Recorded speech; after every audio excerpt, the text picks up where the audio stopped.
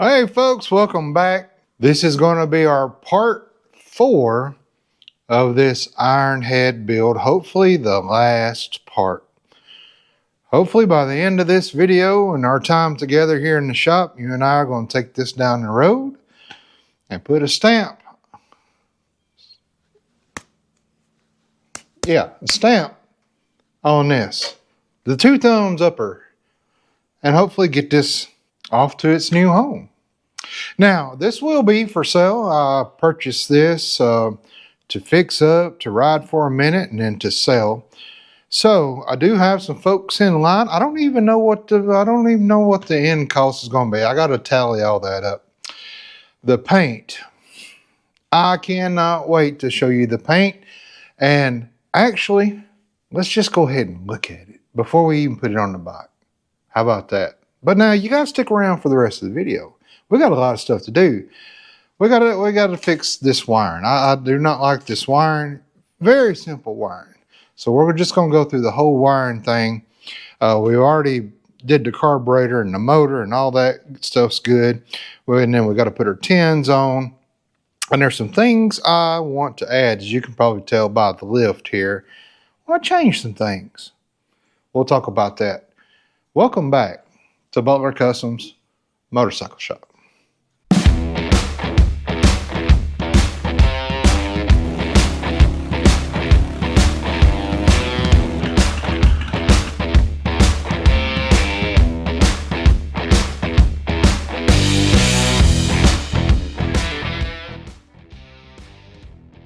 Well, here you are.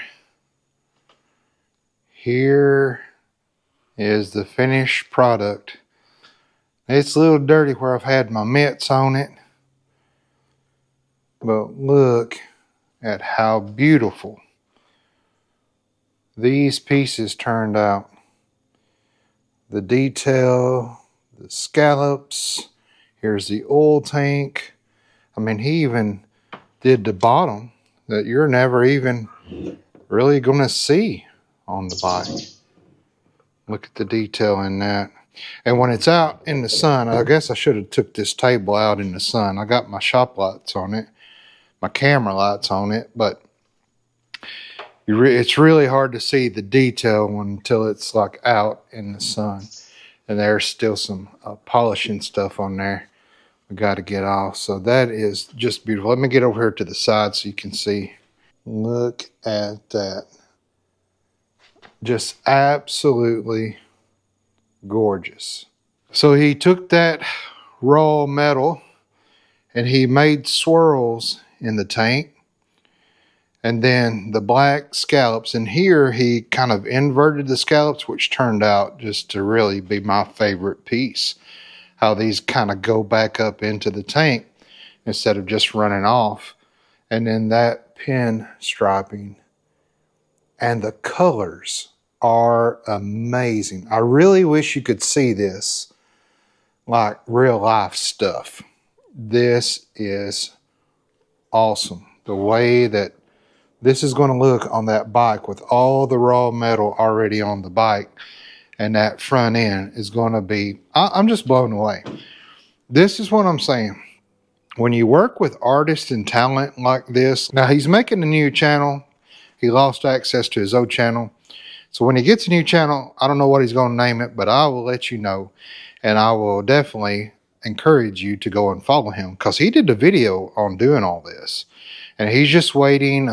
He's got some new stuff coming in as far as equipment and computer, a laptop that's just for his YouTube stuff. So he's going to, when he pulls the trigger, it's going to be up and live.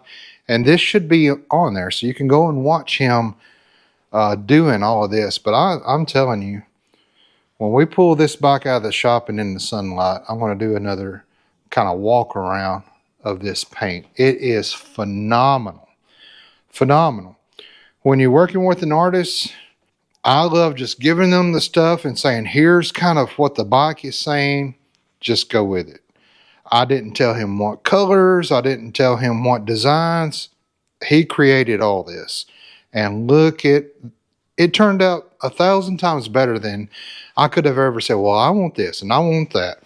The only thing I said was, You know, it's raw metal bike. It's screaming to me to be that. And look what he did. He kept all of that. That is so, so beautiful. And I love the fact, let me show you an example right here on this fender. I don't know if you can see it in the shot or not, but there's a little bit of rust there, a little bit there. I think maybe on the side somewhere. Look, see that? Get you in here. See that right there? A little bit of rust there. So as this ages, that's just, it's not going to be rust that eats through the tank, but it's just going to kind of give it that character, and that old school is going to kind of come back through that clear. It's just beautiful, phenomenal. And when I can't wait to set this on the bike, and because that tank is just going to make the whole bike transform into what I thought it would be best. So that's a bit of that's the paint. Beautiful, beautiful, absolutely gorgeous, worth the wait every minute. He even, slightly signed the back here with his little logo. What a talent! I mean, guys, look at those lines. Look at the detail and the pinstriping on that. All hand, all done by hand. These aren't stickers. This is actual laid down paint, pinstriping, and clear coated over. And he'll talk more when he comes up about the process and what all he did. But guys, I'm blown away. So let's get back to the bike. I think everything was functional. I don't like this old tractor switch where you turn the key and then to crank the bike, you got to turn it on over to crank it. So I'm going to get rid of this. It was mounted up here. The wires were super, super close here to the frame. I didn't like where it was set. I might just do a switch. Because, I mean, realistically, if somebody wants to steal your bike, they're going to steal your bike. I don't care what you got on it. I don't care if you got security and got the neck locked. It don't matter. I've seen videos of 4 guys in a pickup truck pulling up to a gas station, grabbing a bike, picking it up, throwing it in the back of the truck and taking off. No security system is going to keep that from happening. And on an old school chopper like this, I just don't like running keys. I'd rather just have a switch. The start button, I think I'm going to put a button right here. We got plenty of room, and I can tuck the wires up underneath the frame. So it'll be a push button underneath the tank here that you can just push to start. The key switch, we'll need to put the key switch probably back here somewhere that's out of the way. This is a solo seater. It's not going to have a rear seat, so no rear pegs. So I can make a little metal bracket that'll cover all my wiring up, and we can put a little switch in here. The wiring itself, as far as wires, are good. We just need to clean it up. This doesn't need to just be flopping around back here between the fender and the frame. You got your relay there for your starter. You got these mechanical circuit breakers, which I love, especially on old school bikes, because if these overheat on the new fuse ones, it blows a fuse. So you got to have fuses with you, or stick a clothespin in there or something to get the connection back. Well, these circuit breakers, if they overheat, the connection is broken, but then as it cools down, the connection is made again. So if you overheat something, you can let the bike cool off and then these work again. So they're kind of a fail-safe. I really like those. So we got to address the wiring first before I start putting all the new stuff on. Another cool thing I want to show you, just kind of been chewing on over the weekend. You have mid controls, of course, it came stock on this bike. I don't want somebody's knees up in their chin, and it has these highway pegs. Of course, there's no forward controls up there, but can we make them forward controls? Can we get rid of this, which is bolted to the frame underneath the motor? Can we extend this out to come up here? So our foot rests here, and then, just presses. The pedal would probably be about right here, and it just presses. I think we can do that. Now on this side over here, of course, it had this shifter here for the mid controls.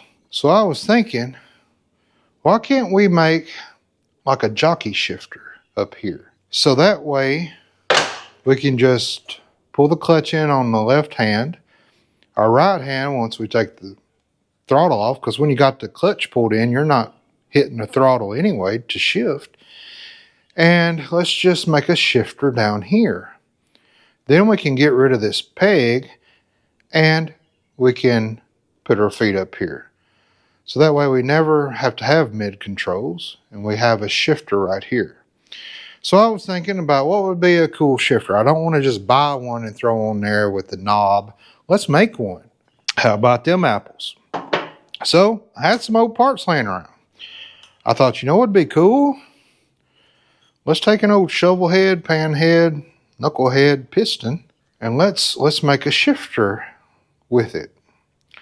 But I was looking, and it's kind of big and bulky, and you can't get it close to this pipe. You're going to burn your hand every time you go back, and I don't really want it way up high by the tank, and it might hit the tank. I want it down low. That was kind of too big for me. But I have some older parts laying around. So I took 2 piston rods and spun them around backwards. And of course I'll get different bolts so they'll bolt all the way down. And a little piston here, and of course we'll weld it where it'll stay one position. And I'm wondering if we can do something like that. But I don't know if that's going to give me enough room. I might have to bring it out like this, which would be fine, so that we clear the timing cover here and the exhaust back here, but not be in the way of our legs and our feet. So that's what I'm trying to puzzle on right now. It might be that we cut this off right here and weld that to there, or even, weld it back here, or even bolt it. 2 bolts, 1 bolt there, 1 bolt up there. Bring this down a little lower. That'll clear right, bring it right there. That'll clear that, and then give us our shifting room if I can, get my hand up under here. So I don't know. I'm just thinking, I'm just playing. I've got several different forward controls laying out, just that I've dug out of all the bins back there in my shop. And of course they're backwards. So none of the linkages and stuff are going to work. I might can use some of the shifters for my brake on that side, but nothing that I'm wanting to do over here is going to work with anything I have in the shop, because they are for, of course, left side shifting and right side braking. But I do have this. I think this came off of Dyna, I believe. And it is a longer shifter.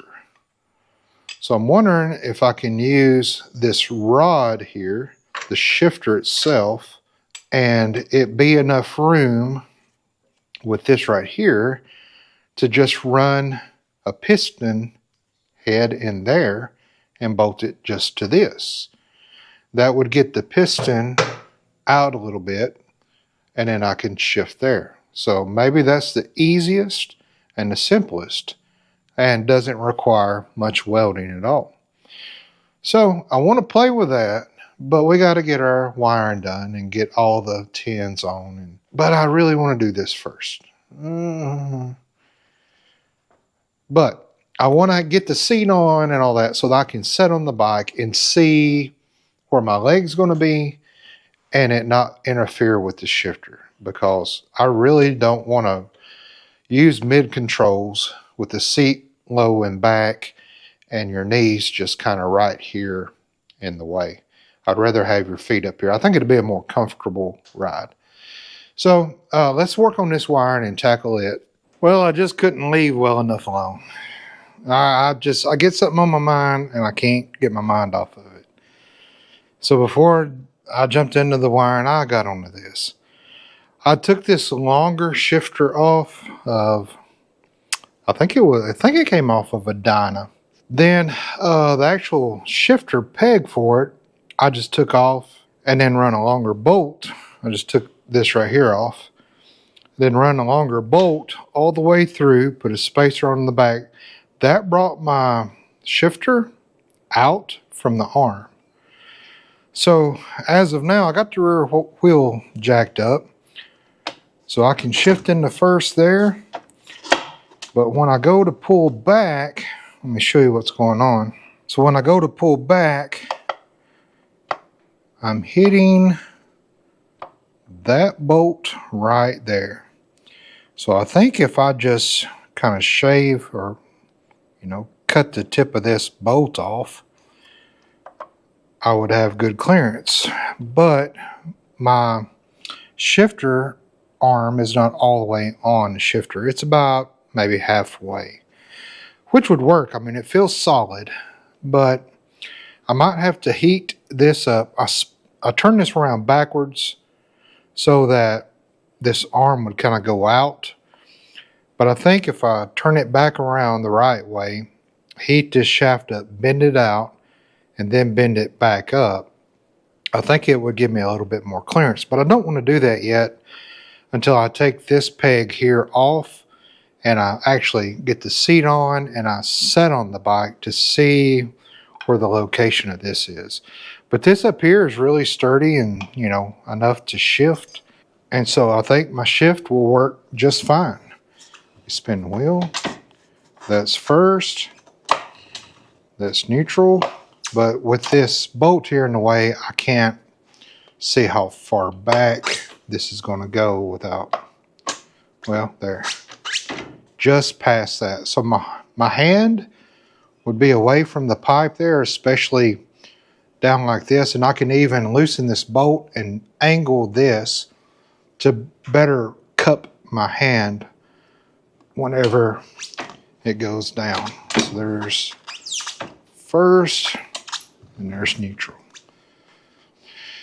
So I'm just worried when I push this all the way back in, it's going to hit the button or the back here for my starter.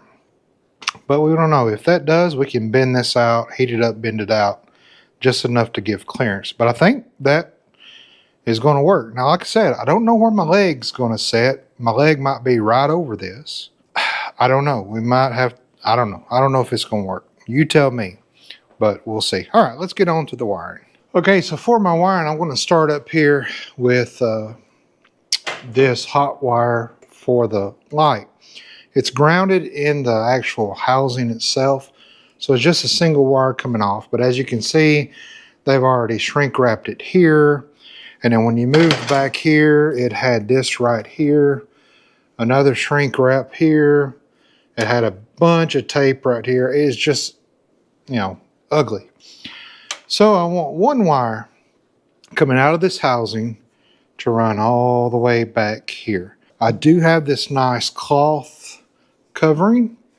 This will be the only wire really that you will see that's coming out of the front. So I might cloth it. I got so much stuff set up now with the lights and the camera and all the wires. I ain't got room to work. Gonna have to get some more room between my two lifts there. All right, and this should lift up and come out. My ground is grounded, that's good. Oh, that needs to be in there a little more secure. And I've got, this is the high beam, this is the low beam. I'm not gonna have a switch that does high or low because we want just the minimum wire. So what I want is my high beam, not my low beam. So my high beam, when I turn the key on, the light will stay on all the time. And that's good during the day. People can see a little bit better, but it's also good at night. You don't have a switch. You have to switch over from high and low. Okay, so I got the wire soldered. I really like those solder connectors. I got a longer wire that'll run all the way to the back. I'll show you a little trick to get you a loom on the wires that you're working on. Take you a little wrench, stick up on there on your wire, open the end up and push this in there like that. And then take your wrench, put it inside the actual harness. But as you go down and you keep this wrench inside your harness, it will pull the wire in. Okay, so as I'm working my way back, here's the hot wire for the light. And as we move back, we need to tie in all the other accoutrements we need. This is the hot wire that was just ran up here to the key on for the coil. So this just runs down here to the coil. The way they had it routed, it was already starting to eat into the wire a little bit up through here. But this way, if I zip tie it around here and catch into the harness here, then it'll be off either head and help protect it from the heat a little bit more. A lot of heat right here in the middle. So anything you got running in between your jugs is going to get a lot of heat. And you certainly don't want a wire setting on a jug down in there. The head, not so much, but especially the jugs. Those get pretty hot. So the way I have it routed here, it tucks behind the coil. It comes up here behind this mount, and we'll tie it right into there. So when I switch the key on, I need power right to this coil. And this is my wire. So key on, both of these need to get power. Got rid of the key switch, so I just got all the wires that was running up to the key hanging out down here. I think we're ready to start kind of testing things. So you've got this main line off of your hot battery, hot terminal. And then everything is fed off this starter wise. So what you've got is a wire coming off that'll run to your starter relay, which is this thing right here.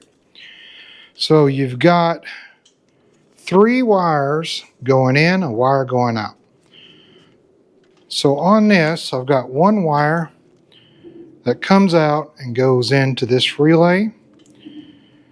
And then I've got another wire that should be the trigger wire, that when we hit positive with this wire, so you got 1 hot wire from the circuit breaker that's constantly on.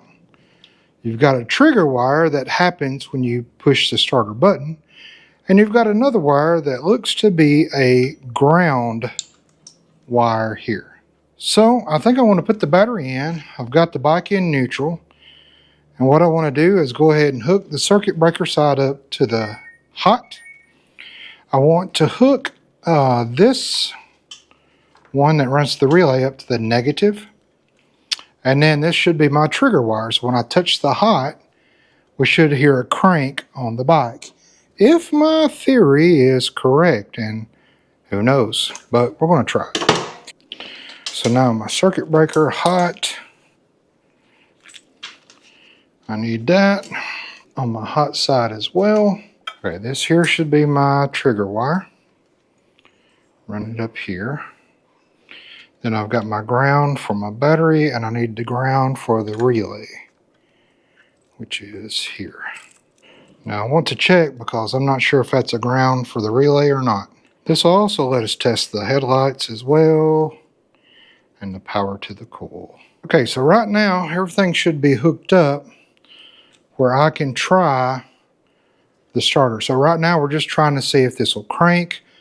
This will be my little button up here. When I push, power will get fed to this, and it should crank the bike. So let's see.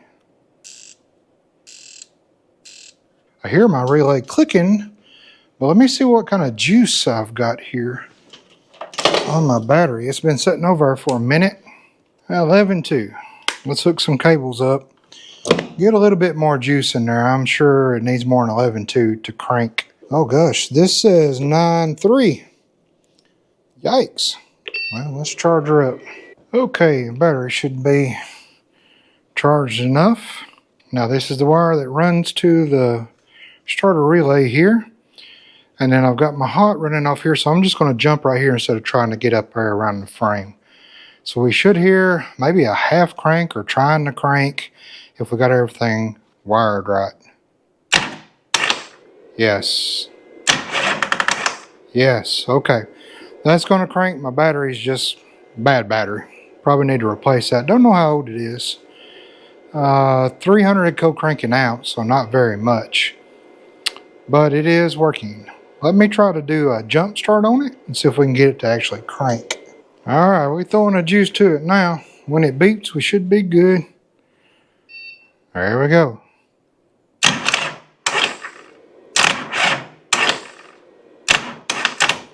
All right, that is working. So that's going to be our push button. So we're going to have to send power up to the push button start as well. Okay, so I think I got everything kind of sorted out. Let's start from the battery side. This negative wire here goes to the negative for my starter relay.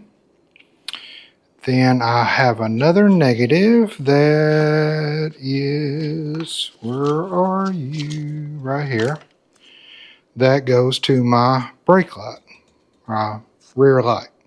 So it's a negative, and then this positive goes to whatever switch or key I'm going to use.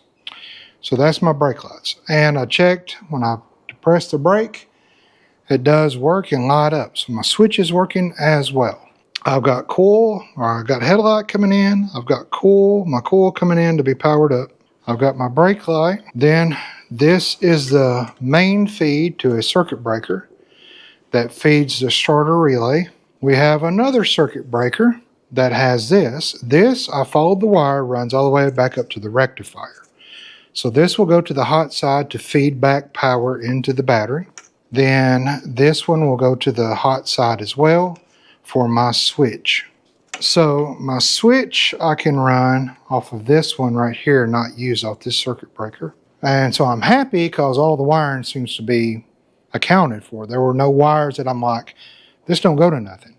So everything seemed to be accounted for, and very, very simple. Like it's got like 6 wires to it. So I'll hook all that up, and then we'll start making our side plates. Let's leave them metal, raw metal. Then I got to make a hole for my switch, determine on what kind of key on, key off we want. Do we want an actual key that kind of hangs out right here? Or do we not? I don't know. Another thing before we cut this out is we need to go ahead and set our fender on to see how close that fender is going to, if it's going to be in the way of a hole. All right, so it got me a hole made in here. And I found me a really nice monetary, you push it and it lets go. That's for our starter. So that's going to be our starter. It's going to go drop down right in there. That's our start button right there. So the tank will be kind of down here. Run your finger up there, start it. So that'll be really, really nice. Where did I find said button? Yes, sorry, Dad, but you're in a neck brace. We're rebuilding this anyway. I'm borrowing the button. I'll get you a new one, I promise. Now, as I was undoing this side and then undoing this side, I lost the little nut, the little bolt. It fell. I dug and searched. I was on my knees more than a pope. I looked everywhere, and while I was on my knees looking, I had my head over by a bin, and I said, I wonder, these look awful small on this old Harley Davidson radio. So I took one off of a place that, ain't going to really matter. And it's a little longer, but it fits. So this is going to work. So I probably, that's what I get for stealing parts, I guess. And now, dadgummit, I just dropped that other one. Are you kidding me? It just fell out. I heard it hit too. Unbelievable.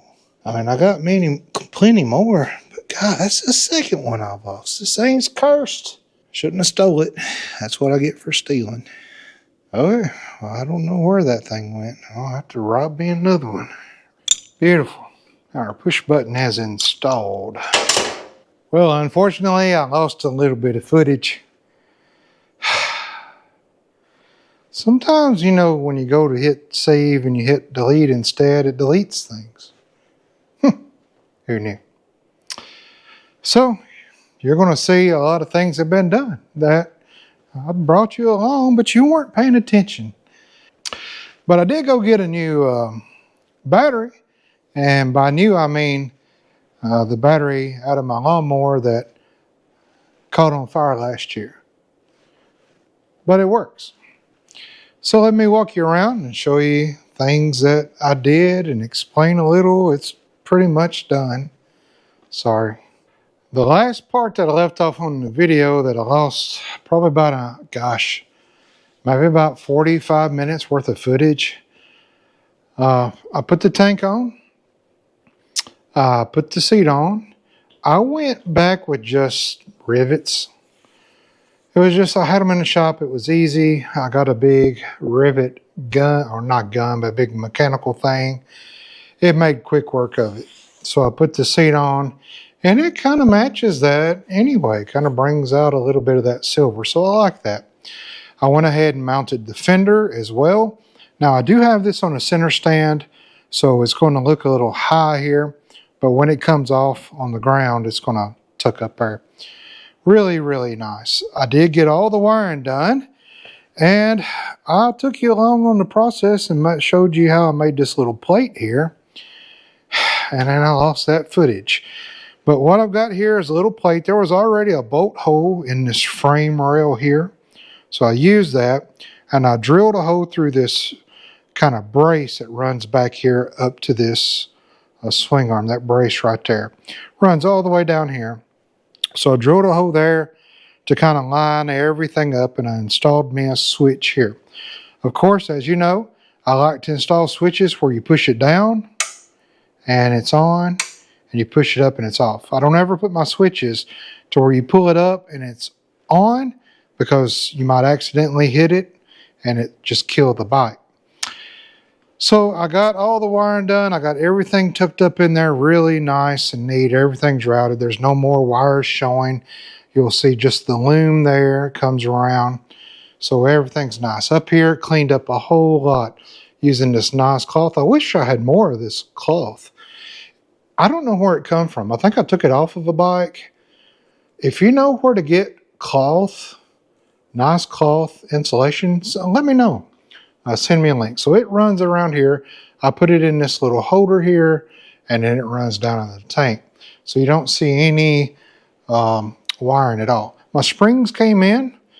I installed those as well, and I had to invert them. So I had to turn them inside because I wasn't getting enough room here underneath. So these are really stiff, which is fine because I have shocks.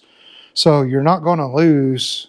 It's not going to be like riding a hardtail. So these are really, really stiff. Just in case a big feller gets this bike and rides it, I did put some rubber on the back of this. I just took an old inner tube and cut the rubber out and mounted it on this, so that if it does make contact, it's not messing up this beautiful, beautiful paint here. This right here is the view I love. That's just awesome. Now here on the other side, there's the beautiful oil tank. Got that installed. The shifter works good. I can reach right down inside my leg there and shift. I've got big gorilla arms, so if somebody's got really short arms, we can extend it up, but it shifts fine. I kind of like it being down there. So I'll talk a little bit about how I wired it. Man, look how thin it is. Narrow. Love it. I love a narrow bike. And that's what's back in style. Back in the 90s and early 2000s, the style was the big fat rear tires. The fatter the better. I mean, I've seen them all the way up in 300s. It's crazy. Now everything's going back to the skinny, slim, old school. And you could do a even smaller tire back here, which would thin things out.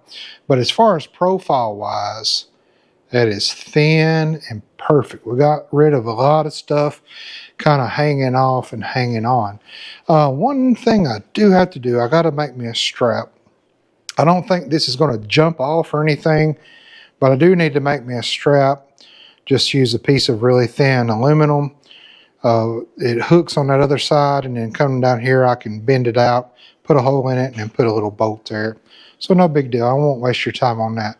I did find me a bolt here. This head was actually stripped out, so I run a nut up under there, a smaller bolt, grade 8 as well, with a lock washer. So fix that. Installed our push button. I think I showed you that. I think when my video cut out, that was what we installed last. When I hit my switch, I'll show you the rear light here. We have lights back here. We have lights up front. And now when I hit my starter button, we have that. Now I do want to check for spark, just to make sure we have spark, that all the wiring ran well. So let's talk about wiring, because you missed that whole part. I wrote out the whole diagram and everything, which I guess I can show you a picture of it, but it's kind of chaos because I wrote it for myself. Negative side, I've got 3 terminals coming off of it, of course, ground to the frame chassis. I have a ground that's for my brake light. I could have grounded this to the frame as well, but they already had it up here and already had an eyelet in it. I just used it. You'll see another ground there that goes to that starter relay. So 3 grounds over here. 2-prong switch, and this plate, I tried to make it kind of match the design that Chase Spears put into this, and I got pretty close. So as it ages, it'll look really good. I'm not going to clear it or nothing like that. So from my hot, I have 3 posts as well. One that goes right directly to the starter, one that goes to a circuit breaker, and another one that goes to a circuit breaker. So everything off of this hot post is protected except for this one that runs straight to the starter. That's how Harley did it in the old days. You could put a big maxi fuse, you could put a huge circuit breaker, but I have trouble soldering these huge, and crimping these big wires. I just haven't got that mastered yet. So to my 2 circuit breakers that run off of my hot, one circuit breaker only functions one thing. It's for the rectifier. So I have this, what you'd call a stator generator, that spins, that creates the power. It's 2 wires come off of this that charge the rectifier, or sends power to the rectifier, direct current, or AC current. Then the rectifier converts it to DC and throttles it down to feed one wire back to that circuit breaker that goes right up to my hot post. So that's my charging system. Very simple. Now another post off of this runs to another circuit breaker. From that circuit breaker, I have everything else ran. So I have the hot for my running light, the hot for my battery switch, and then when I push the brakes, the switch engages, power sent to the bright filament of the bulb on this. Then I have another wire that feeds up here, goes to my starter switch, goes to my coil, and goes to my headlight. My headlight is grounded inside, and I'm only running bright up there, so there's no light switch. So the same hot feeds my headlight off the circuit breaker, my starter button off the circuit breaker, my starter relay, and then my coil and my ignition. So all that runs to that one circuit breaker. I think it's going to be enough. If it starts overloading it, then I'll just, simplest thing to do would be to upgrade a circuit breaker. I got rid of all the tape and electrical tape and harness the circuit breakers where they're not going to move or spark or anything like that.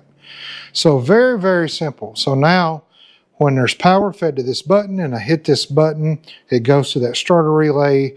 It connects that relay, sends it to the starter solenoid that is actually on the starter itself. That engages the starter and the plunger. So very simple.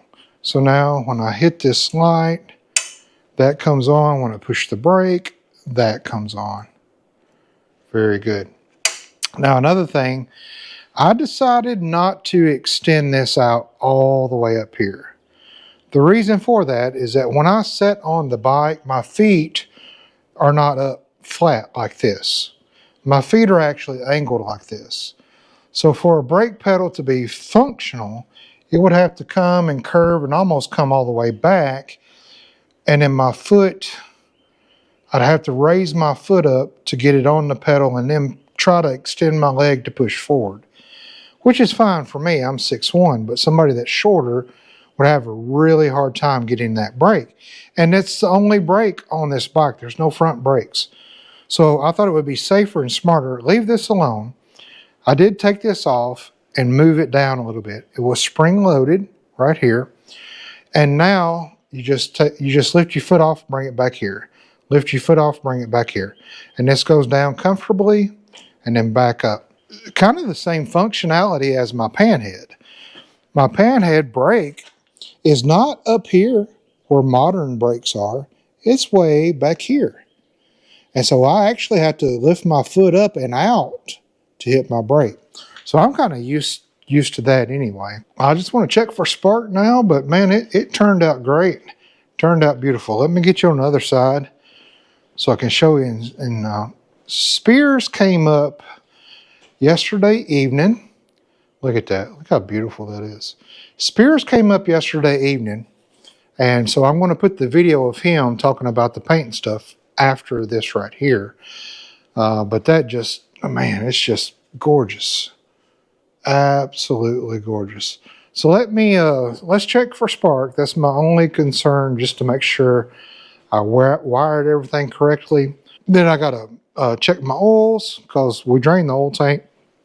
So now I got to put oil in it. I'm going to check my primary side as well.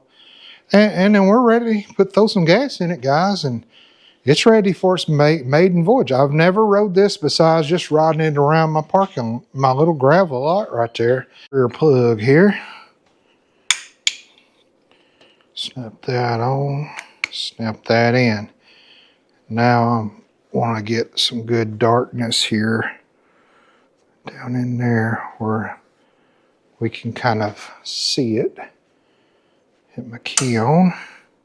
See what we got. Woo, buddy, we got good spark. Man, we got good spark. Oh, nope.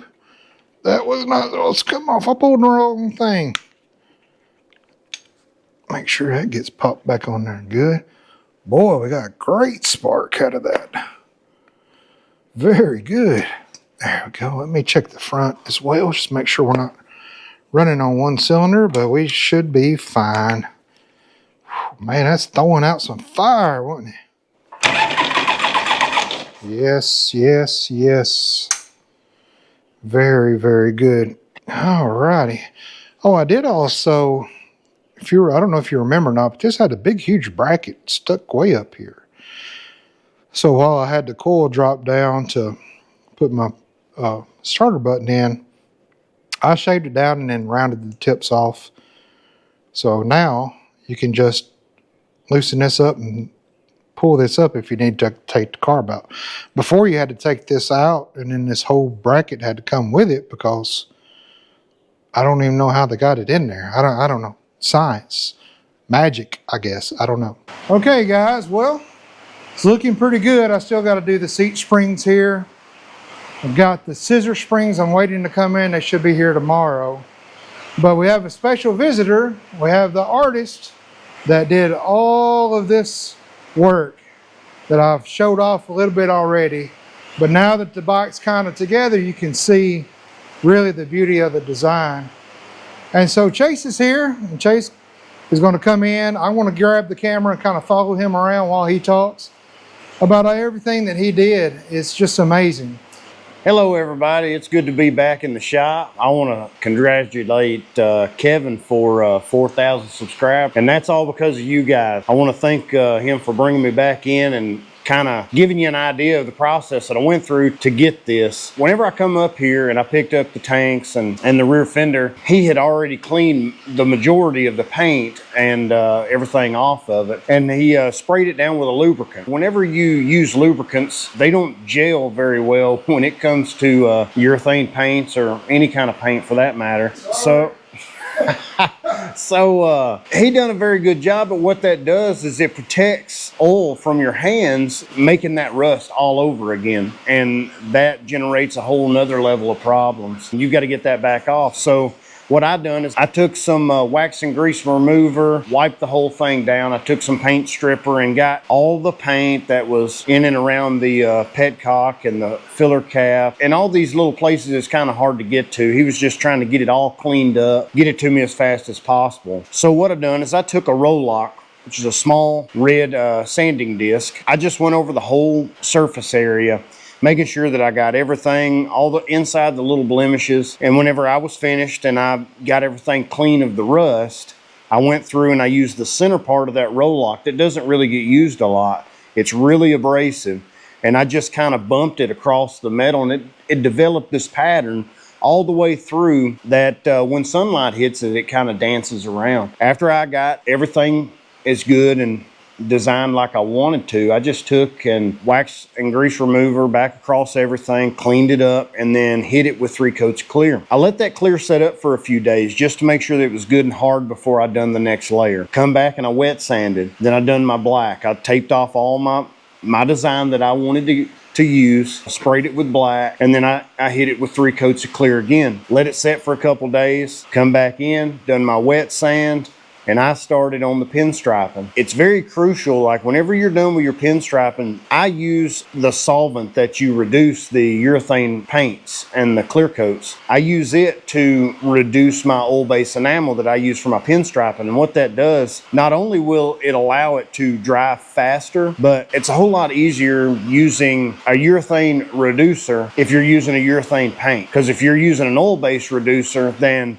you can have problems when it comes to clear coating over top of that with it not being completely cured before you spray over it, and then you'll develop something called solvent pop. It'll actually separate the clear coat because the paint underneath is still trying to dry and escaping through that clear coat. Essentially, you have to go back in and fix that. So anyway, I done my clear over top of everything, and I cut it, sanded it down with fine sandpaper, starting with 1,000 grit, then 2,500, 3,000, and then just buffed it out. I tried to be very careful and cautious through every stage. I did have some hiccups, and those of you that want to catch kind of the unscripted, very unwell done videoing of that, just stay tuned. My channel will be up and going here before long, and you'll see some of the mistakes that I made when it come to this. But also I'll show you how to fix them. Not only did I own my mistakes, but I come back and I let you know and showed you how to fix those mistakes. I'm very excited about that. After we got all the clear coat, we done a good buffing on it, and I think it turned out about like what we wanted. Yeah, whenever you're doing your pinstriping, if you, sometimes it takes a little bit of practice to get you a good pull, get your brush paleted correctly, and then just, you can't be scared of it. Just lay it down and just roll with it. Sometimes you got to wipe it off and go back. Sometimes you get it on the first lick. But you can see the design that's in the metal, how it just kind of flip-flops from light to dark. And we just followed that pattern to where it was kind of floating underneath the paintwork throughout the whole bike.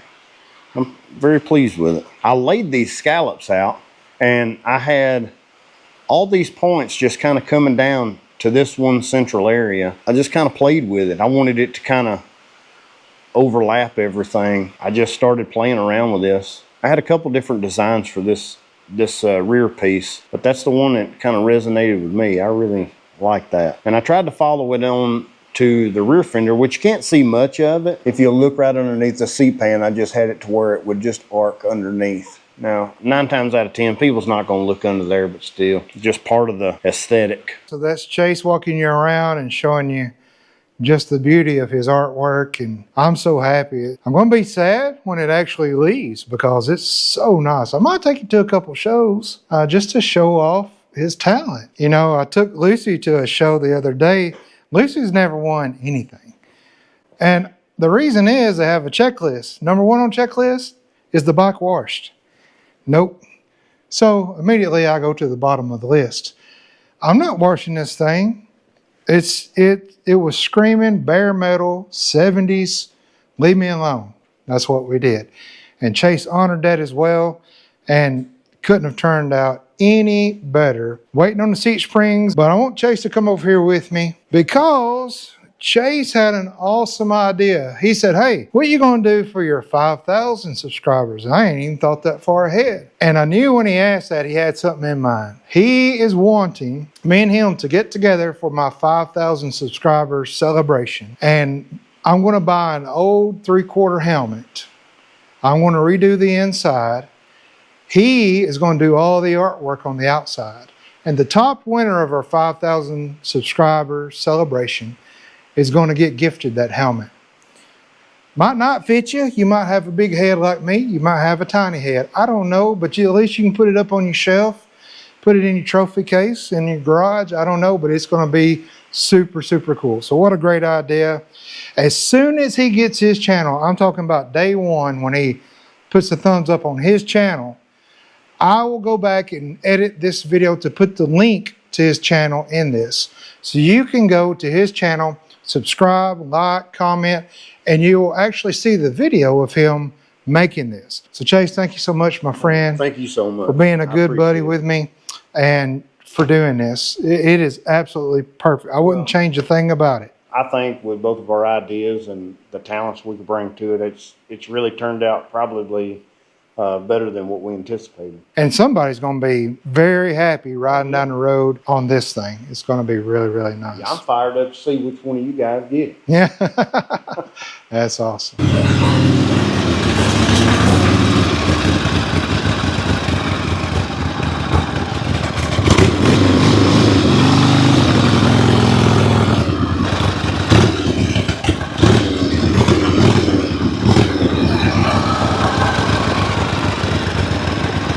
All right, so our first test ride was, I'd call it a success. There are some things I need to address. I do have an oil leak, and I have traced it to an oil line coming off of this tank. So maybe it's just dry rotted.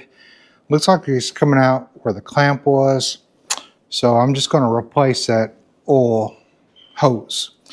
Also, I noticed I heard some rubbing and I smelt some rubber, and I'm running on this side of the tire and a little on this other side, and it's these bolts here for my fender.